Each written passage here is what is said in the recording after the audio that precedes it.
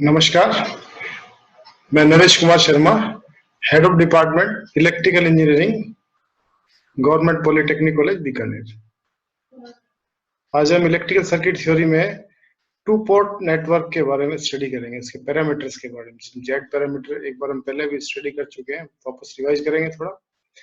फिर जेड के बाद वाई पैरामीटर पढ़ेंगे और फिर आगे एच पैरामीटर और ट्रांसमिशन पैरामीटर, तो उनके डेरिवेशन निकालेंगे और कैसे उनसे न्यूमेरिकल सोल्व करेंगे, ये सब जानकारी हम इस वीडियो के माध्यम से लेंगे। तो सबसे पहले तो हम ये समझेंगे कि सिंगल पोर्ट और टू पोर्ट नेटवर्क में क्या अंतर है। तो सिंगल पोर्ट नेटवर्क तो हम सब पढ़ते हैं, जैसे रेजिस्टेंस हो गया, कैपेसिटेंस हो गया, जिसमें हम सिर्फ एक साइड से ही उसमें वोल्टेज सोर्स लगाते हैं। तो ये डायग्राम मैंने जो बना रखा आपके सामने, ये सिंगल पोर्ट को रिप्रेजेंट कर रहा है। टू पोर्ट का ये डायग्राम है, दूसरा वाला नीचे। इसमें क्या है, एक पोर्ट कहलाता है 1 डैश, इधर वाला इनपुट पोर्ट कह सकते हैं इसको, दूसरा 2 डैश आउटपुट पोर्ट भी कह सकते हैं। तो इसमें हमारे पास उसमें ऊपर वाले में सिंगल पोर्ट में एक ही वोल्टेज एक करंट था। इसमें एक पोर्ट का वोल्टेज V1 कहलाएगा, उसका करंट I1 कहलाएगा, और दूसरे पोर्ट का V2 वोल्टेज कहलाएगा और करंट कहलाएगा I2। तो चार क्वांटिटी होगी बेसिकली, V1 I1 और V2 I2, दोनों के हिसाब से अलग अलग।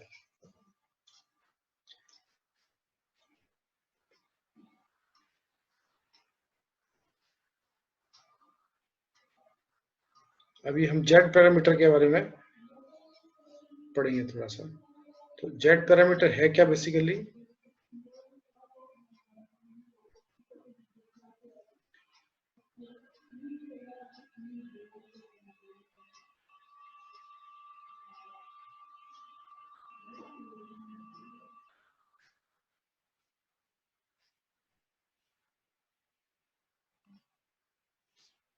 जेड पैरामीटर का एक कनेक्शन आपके सामने एक ब्लॉक डायग्राम के माध्यम से समझाया जा रहा है।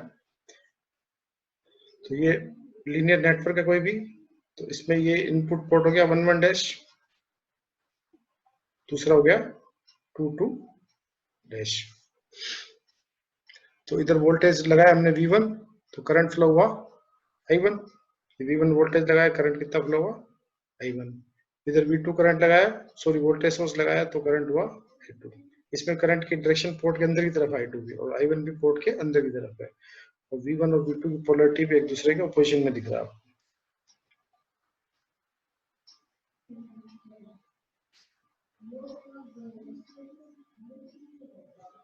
अब सबसे पहले जब हम सोल्व करेंगे इसको, किसी भी चीज को, तो सबसे पहले हम क्या करेंगे, उसकी इक्वेशन लिखना सीखेंगे। तो आप पहले सबसे पहले तो ये जान लीजिए कि इक्वेशन किस किस की फॉर्म में लिखी जाएगी। आप तो इक्वेशन, पहली इक्वेशन होगी जो V1 की होगी, दूसरी होगी V2 की, मतलब इनपुट पोर्ट जो 1 डैश पोर्ट है उसका वोल्टेज, और ये दूसरा 2 डैश का आउटपुट पोर्ट का वोल्टेज किस किस के टर्म्स में होंगी, एक I1 होगा और एक I2, दोनों में। तो याद रखना सबसे पहले क्या काम हमारा, कि V1 की इक्वेशन होगी पहली वाली I1 और I2 के टर्म्स में, V2 की होगी I1 और I2 के टर्म्स में, और जो चार आपके कॉन्स्टेंट्स दे रखे हैं इसमें दिए हुए Z11, Z12, Z21 और Z22, ये कहलाते हैं जेड पैरामीटर्स। तो जेड पैरामीटर को निकालने के लिए हमें, जैसे मान लो Z11 निकालना है आपको, Z11, तो Z11 किसके बराबर निकल सकता है, अगर I2 का मान 0 कर दें, तो I2 का मान 0 कब होगा, जब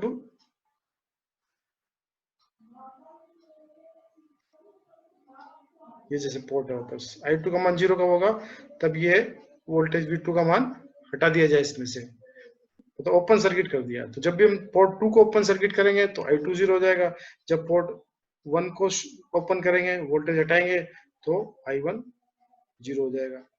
तो हमें यही समझना है इसके अंदर कि अब जैसे इसमें हमें मान निकालना है Z11 का, तो इसको I2 को 0 करते ही क्या होगा कि ये सेकंड पार्ट 0 हो जाएगा, इसका भी 0 हो जाएगा। तो पहला जो अपना ये Z11 निकलेगा, कैसे निकलेगा, जब पोर्ट 2 को ओपन सर्किट कर दिया, वोल्टेज हटा दिया, तो Z11 का मान आ गया V1/I1। ऐसे ही दूसरी इक्वेशन से देखिए, Z21 का मान आ गया V2 अपॉन I1। तो ये दोनों के दोनों क्या है, इम्पीडेंस है बेसिकली। ये ड्राइविंग पॉइंट इम्पीडेंस कहलाता है Z1 V1 अपॉन I1, और ये ट्रांसफर फंक्शन हो गया, ट्रांसफर इम्पीडेंस हो गया V2 अपॉन I1। इसी तरह जब आप दूसरा निकालेंगे Z12 और Z22, तो इसके लिए आपको पोर्ट 1 को ये जीरो करना पड़ेगा, I1 का मान जीरो करना पड़ेगा। I1 का मान जीरो करेंगे तो मतलब पोर्ट 11 को ओपन करेंगे, तो पोर्ट 11 को ओपन करेंगे तो उसके बाद में ये निकल जाएगा आपका Z12 निकल जाएगा V1 अपॉन I2, Z22 निकल जाएगा V2 अपॉन I2। तो इस तरह से हम वापस समझ लीजिए इसको कि Z11 और Z21 निकालने के लिए पोर्ट 22 डैश को ओपन करेंगे, वोल्टेज सोर्स हटा देंगे तो ये इक्वेशन बन जाएंगी, और पहले नंबर वाला वोल्टेज हटा देंगे तो दूसरी वाली इक्वेशन बन जाएगी। ये हम अगली स्लाइड में आपको और अच्छी तरह से समझ में आ जाएगा। तो इसलिए चूंकि हमने ओपन किया है, तो ओपन किया इसलिए हम इसको क्या कहते हैं, ओपन सर्किट पैरामीटर भी इसका नाम दिया हुआ है। तो Z11, Z21, Z12, Z22 ये सारे क्या कहलाते हैं, जेड पैरामीटर या open circuit parameter of the circuit. ये मैंने जो चीज बताई है इसी स्लाइड के माध्यम से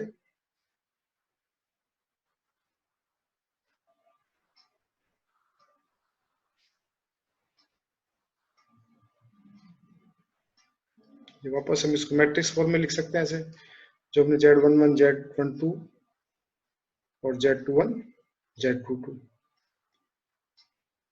ये मैट्रिक्स फॉर्म में, तो ये Z मैट्रिक्स हो गया, क्या हो गया, Z11, Z12, Z21, Z22। तो ये Z पैरामीटर का मैट्रिक्स हो गया आपका, इसको मैट्रिक्स फॉर्म में लिख सकते हैं।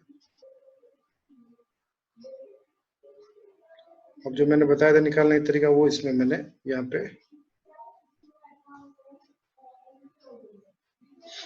वापस उसी को ही किया है कि जब आपको Z11 निकालना है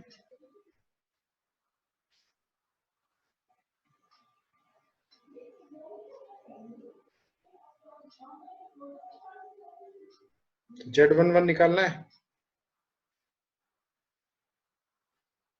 तो ये क्या हो गया, I2 को जीरो करेंगे, दूसरे पोर्ट को ओपन कर दिया तो Z11 निकल गया, इधर Z21 निकल गया, इधर Z12 निकल गया, जो मैंने पहले की सबसे पहले वाली स्लाइड में आपको समझाया था। एक बार दूसरे पोर्ट को ओपन कर देंगे, दूसरी बार पहले को, एट ए टाइम एक को कंसिडर करेंगे। अब इनका नाम क्या क्या लिखेंगे हम, Z11 क्या कहलाएगा, open circuit input impedance, driving point impedance, एक पोर्ट का input port. Z12 open circuit transfer impedance from port 1 two port 2, Z21 open circuit transfer impedance from port 2 two port 1, और Z22 open circuit output impedance, Z22 हो गया driving point impedance of output port या 2 dash port.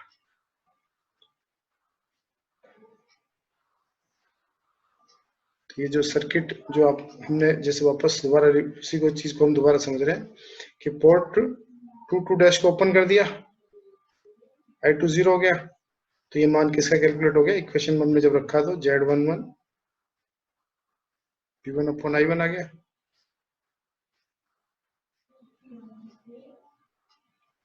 Z11 V1 upon I1, और Z21 आ गया V2 upon I1।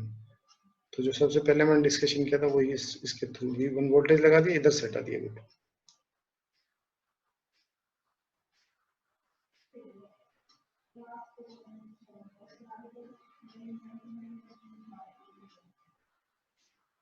इसी तरह दूसरी side का जो कैलकुलेट किया तो पहला वाला हटा दिया, V1 वोल्टेज जीरो कर दिया तो I1 जीरो हो गया, V2 इधर लगा रखा हमने, तो फिर कैलकुलेट हो गया Z12 और Z22 का वैल्यू। तो इस तरह से हम चारों पैरामीटर की वैल्यू निकाल सकते हैं। अब ये इसका इक्विवेलेंट सर्किट डायग्राम हो गया कि V1 बराबर क्या हो गया, V1 की इक्वेशन थी Z11 I1 मल्टीप्लाई हो गया, Z12 I2 हो गया, ये डिपेंडेंट सोर्स हो गया वोल्टेज का एक तरह से, वोल्टेज ड्रॉप। इसी तरह से ये बन गया I2 Z22 और I1 Z2। तो इक्विवेलेंट सर्किट भी आप इसका बना सकते हैं Z पैरामीटर का। अब एक क्वेश्चन है, जैसे मान लो क्वेश्चन सोल्व करना है आपको, 20 ओम, 40 ओम, 30 ओम दे रखा है आपको। ये 2 पोर्ट नेटवर्क है, ये इधर पोर्ट नंबर 1 हो गया और ये पोर्ट 2 हो गया। तो जैसा डेफिनेशन का था, पहले हम इसको ओपन रखेंगे, सेकंड को V2 0 कर देंगे इधर,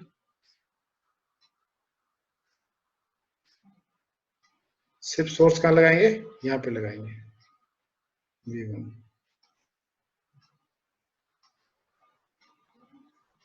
और ये करंट फ्लो होगा I1 और इधर से हम इसको ओपन रखेंगे। जब क्वेश्चन सोल्व करेंगे ना, तो ये क्या हो गया, I2 आपका 0 हो गया। अब फिर कैलकुलेट कर लेंगे V1 अपॉन I1। इसी तरह दूसरा निकालेंगे, दूसरे में क्या था, V2 अपॉन I1। दोनों इसी से कैलकुलेट आपके हो जाएंगे। इसको अगले डायग्राम से और समझेंगे भी। तो कैलकुलेशन का तरीका ये होगा इसका। ये देखो, पहला क्या किया हमने, फर्स्ट इधर वोल्टेज लगा दिया, इधर हटा दिया। अब हम क्या कैलकुलेट करेंगे, I1 कैलकुलेट कर लेंगे। तो V1 अपॉन I1 क्या आ जाएगा, Z1 आ जाएगा। तरीका कुछ भी हो सकता है आपका, मैश एनालिसिस हो सकता है, जो भी हमने सीखे सर्किट में सोल्व करने के तरीके। किरचॉफ का नियम लगाओ, मैश लगाओ, नोड लगाओ, जितनी थ्योरम्स आपने पढ़ी है किसी से भी आप उसको सोल्व कर सकते हो। अब आपने स्किल डेवलप हो गई ना, वो तो उस हिसाब से। अब ये दूसरी बार क्या किया हमने, V2 को लगाया, V1 को ओपन कर दिया, फिर I1 कैलकुलेट कर लिया।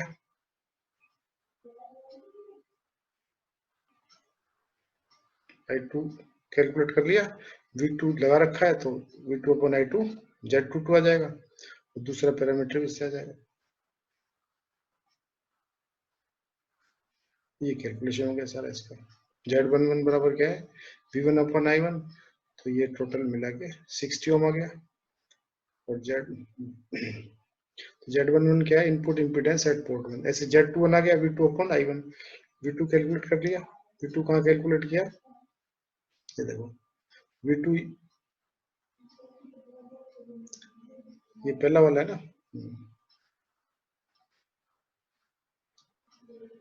तो ये जब हमने V1 लगाया,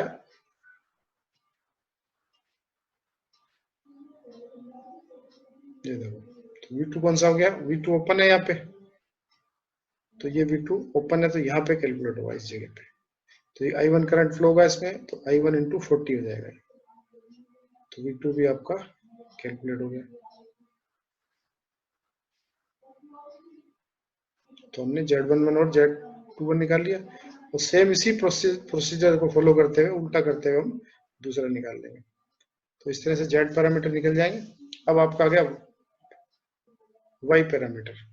अब जो नेक्स्ट पढ़ेंगे हम, वो कौन सा है, Y पैरामीटर्स।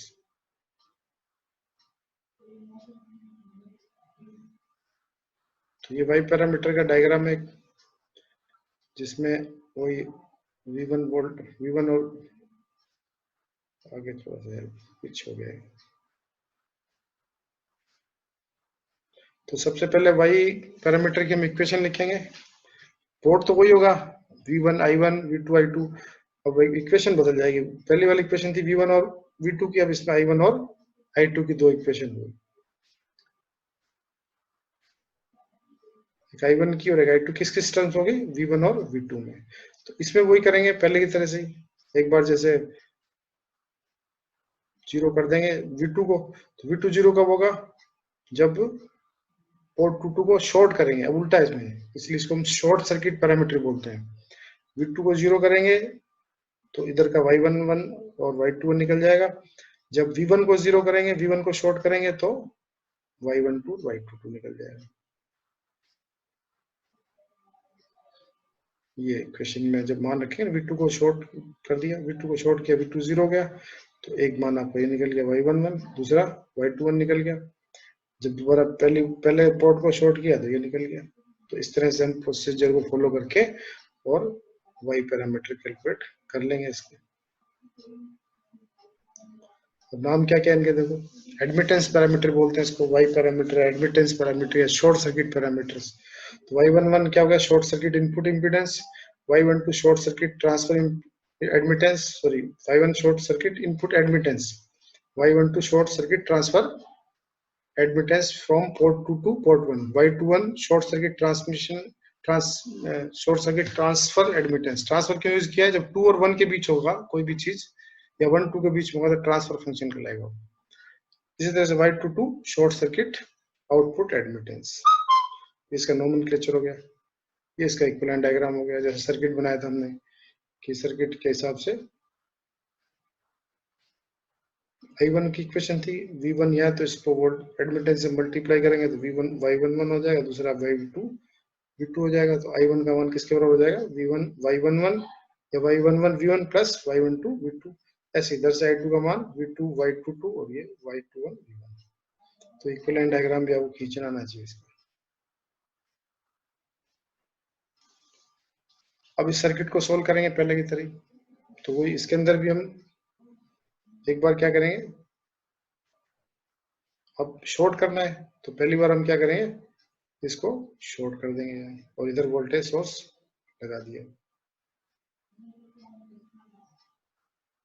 अब आपका करंट इधर I1 आ गया, तो I11 क्या था, I1 अपॉन V1, तो इससे कैलकुलेट हो जाएगा। दूसरी इक्वेशन का पैरामीटर वो भी कैलकुलेट हो जाएगा। तो ये प्रोसीजर करेंगे, दोबारा क्या करेंगे, दूसरी बार इधर लगा देंगे वोल्टेज सोर्स और इधर ओपन कर देंगे, दूसरी बार इधर कनेक्ट करेंगे और इधर ओपन, और फिर ये I2 कैलकुलेट हो जाएगा। तो ऐसे करके हम शॉर्ट कर देंगे इसको, सॉरी इसको इधर शॉर्ट करना था, तो एक साइड शॉर्ट करेंगे दूसरी साइड ओपन रखेंगे।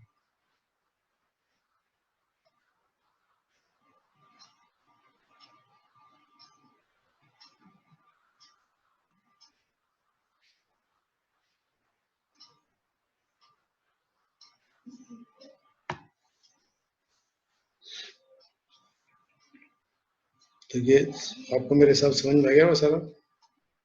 आगे बढ़ते हैं,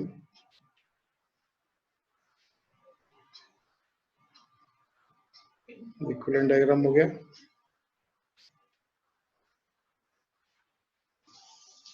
अब ये देखो जो मैंने बताया था वो सेम वो का वही इसमें मैंने बनाया आपके लिए।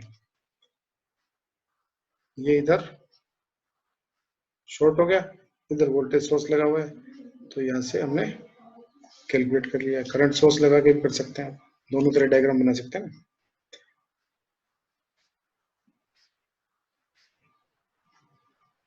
अब ये कैलकुलेशन हो गया इसका, तो ये सारा कैलकुलेट हो जाएगा। एक बार पोर्ट 2 को शॉर्ट करके फिर V2 और I2 का मान निकल जाएगा।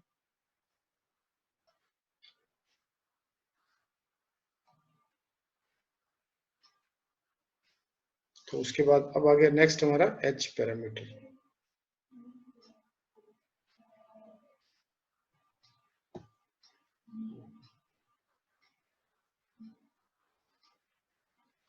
H पैरामीटर मतलब हाइब्रिड पैरामीटर।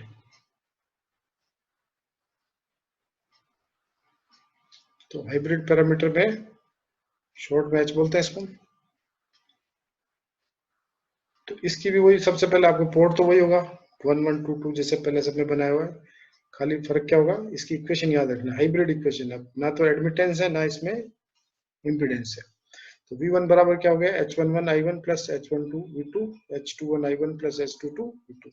तो H11 H12 H21 H22 ये सब क्या हो गए, हाइब्रिड पैरामीटर हो गए आपके साथ। अब इसकी वैल्यू निकालने के लिए पहले एक बार इसको शॉर्ट करेंगे, इसको शॉर्ट करेंगे V2 को, तो 0 हो जाएगा, तो H11 निकल जाएगा V1 अपॉन I1, H21 निकल जाएगा I2 अपॉन I1। तो V1 अपॉन I1 तो इम्पीडेंस है और ये खाली करंट रेशियो दूसरा वाला I2 अपॉन I1। दोबारा क्या करेंगे, दोबारा फिर I1 को 0 करेंगे तो I1 को ओपन करना पड़ेगा। I1 0 करने के लिए तो इसमें एक बार शॉर्ट कर रहे हैं दूसरे पोर्ट को, कुछ पैरामीटर उससे निकल रहे हैं आपके, और दूसरी बार जो पैरामीटर निकल रहे हैं वो ओपन करने से निकल रहे हैं। तो इसलिए हम इसको हाइब्रिड मॉडल बोलते हैं, हाइब्रिड। ये इसका मैट्रिक्स फॉर्म में, ये हाइब्रिड एच पैरामीटर का मैट्रिक्स हो गया।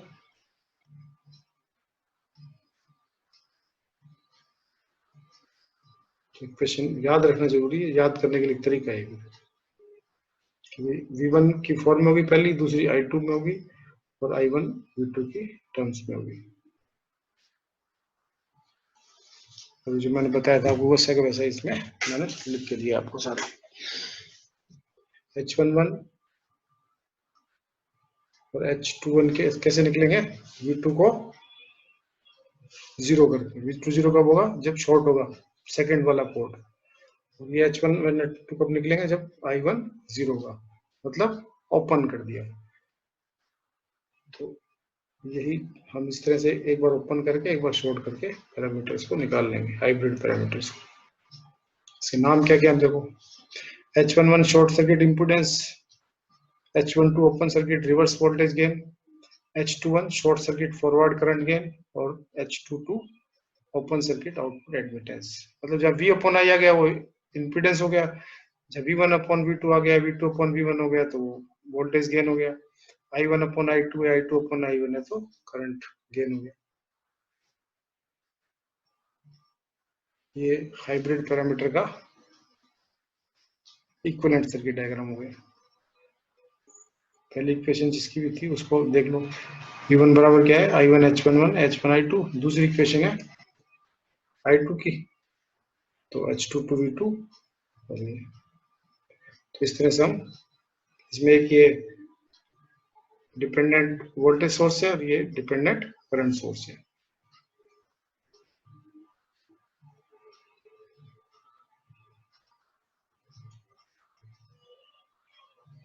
अब इस क्वेश्चन को सोल्व करेंगे तो उसी तरह से पहले इधर एक बार इसको शॉर्ट कर देंगे पैरामीटर के हिसाब से, दोबारा एक को ओपन कर देंगे।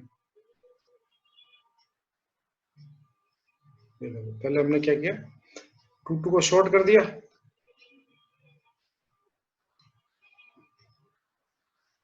2 को शॉर्ट किया,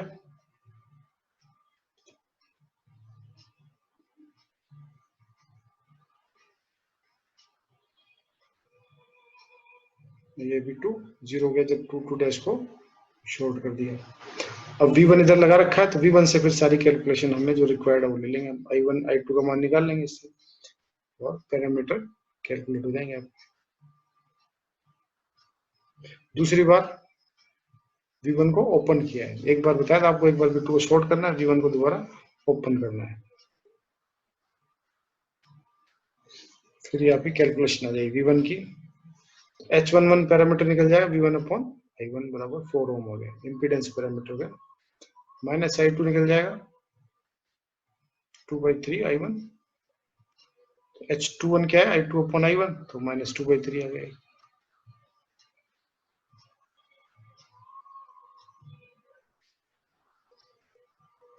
ऐसे ही हम सोल्व करके H12 का मान निकाल सकते हैं और H22 का मान भी निकल जाएगा। प्रोसीजर वही रखना है, एक बार हमें एक को ओपन करना है, दूसरी बार दूसरे को शॉर्ट करना है। तो H पैरामीटर हो गए। अब आगे ये ABCD पैरामीटर या ट्रांसमिशन पैरामीटर्स। ट्रांसमिशन पैरामीटर्स या ABCD पैरामीटर्स भी बोलते हैं इनको। तो इसको निकालने के लिए भी पहले की तरह मैंने आपको बताया था, जो सबसे पहला काम क्या करना है, इक्वेशन को याद करना है। V1 की हो गई इक्वेशन, दूसरी I1 की इक्वेशन हो गई AV2 माइनस BI2 और CV2 minus DI2। ABCD 4 parameter हो गए इसके। अब इसमें ध्यान रखना, करंट का डायरेक्शन है वो हमेशा नेगेटिव है। I2 की जगह क्या लेना अपने को? माइनस I2 लेना है।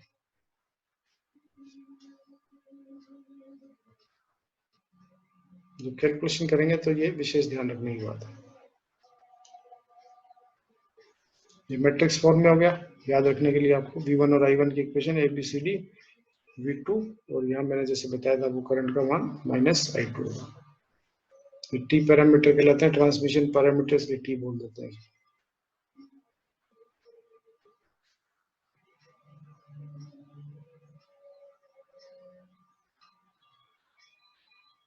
अब इसमें भी इक्वेशन के अनुसार ही पहली बार हम क्या करेंगे, I2 को 0 करेंगे।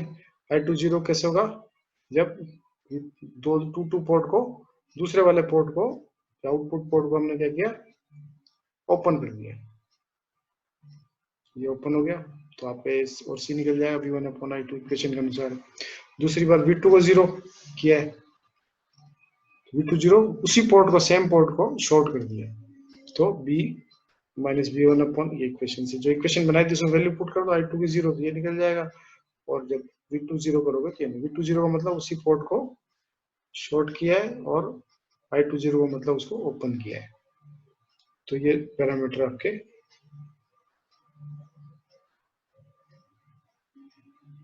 इनका नाम हो गया सारा। ए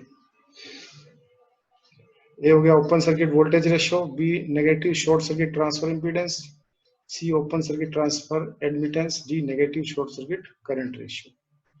तो जहां आई का रेशियो होगा करंट रेशियो कहलाएगा, और जो इंपीडेंस V अपॉन आई होगा इंपीडेंस हो गया, और एडमिटेंस में I अपॉन V हो गया। तो ये कंडीशन हमेशा सेटिस्फाई होनी चाहिए। जब आप पैरामीटर निकालें तो अगर सही निकला तो आपको ये कंडीशन सेटिस्फाई होगा, AD माइनस BC बराबर 1, AD minus BC equals to 1। तो आज सिर्फ मैंने आपको खाली पैरामीटर को लिखना बताया कि कैसे लिखेंगे, उसकी इक्वेशन क्या होगी और किस तरह से उनको सोल्व करना है। बाकी अगले लेक्चर में हम इससे संबंधित जो न्यूमेरिकल है वो स्लाइड पे सोल्व करेंगे, तो फिर आपको उसका अच्छी नॉलेज जाएगी। तो पहला काम आपका ये है कि आप सबसे पहले इन सभी जितने भी हमारे ये है पैरामीटर सबको याद कर लें तो अच्छी तरह से कि जेड का क्या है इक्वेशन फॉर्म में, वाई का क्या है इक्वेशन फॉर्म में, एच का क्या है और ABCD क्या है, और फिर उसके बाद हम आगे इसको सोल्व करेंगे।